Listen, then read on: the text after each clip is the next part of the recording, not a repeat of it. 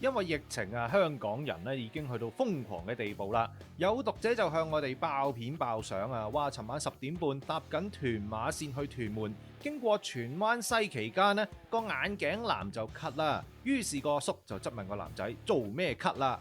呢條片之前，阿叔已經推咗個後生仔一嘢噶啦，所以個男仔先講咗句，可以忍一下啫。結果個阿叔就一嘢車巴落去。位讀者就話啦，其實眼鏡男都唔想咳嘅，佢話自己都忍唔住，慨嘆香港人抗疫啊真係好疲勞，個個都黐晒線啊！咁老實講啦，咳又唔一定係中嘅，擔心咪自己行開啲咯，唔使咁樣刮人啩。今次條片就嚟到呢度啦。